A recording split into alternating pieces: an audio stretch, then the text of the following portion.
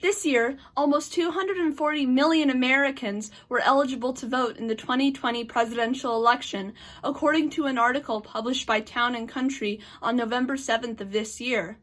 Imagine if every eligible voter understood how important it is to make their voices heard in elections for every level of government.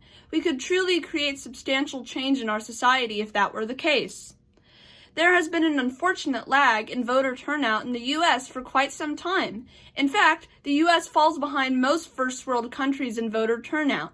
A recent study from November 3, 2020, published by the Pew Research Center, compared voting information from 32 countries in the OECD, the Organization for Economic Cooperation and Development, where the U.S. ranked 26th in turnout among eligible voters.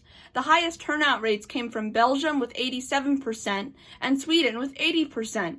Even though in the 2020 U.S. presidential election, the voter turnout rate reached a record high of 66.7%, the highest voter turnout rate in over a century, according to a statistic published by Statista.com on November 27th of this year, we still have a lot of work to be done in terms of getting people to the polls. There is an effective solution to this problem, however. You need to make a plan to vote. You need to decide how and when you will vote, and check to see if you are registered.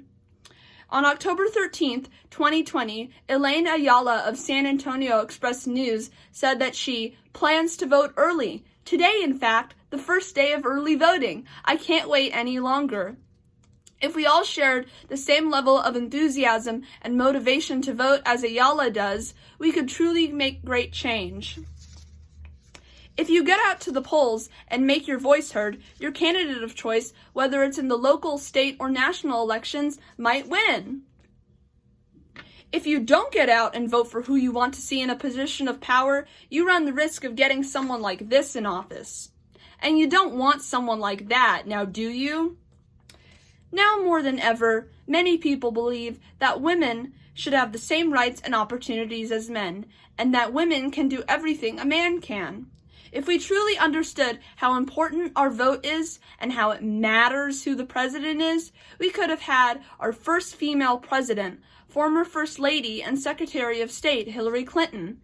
Clinton won the popular vote against now President Donald Trump in the 2016 presidential election by almost 3 million votes, but sadly lost the Electoral College by, get this, the exact same margin that Trump just lost in his re-election bid this year, 232 votes to now President-elect Joe Biden's 306 votes. Although everyone's pleased to the eligible voting populace to get out and vote thankfully worked this time around, you must not rest on your laurels and get comfortable with the way things turn out. Don't become complacent. If you are eligible, build the habit of voting and stay involved. Vote not just in the presidential election every 4 years, but in the local and state elections in between as well. Don't rely on third-party websites for information. Be sure to read up on government websites for the facts.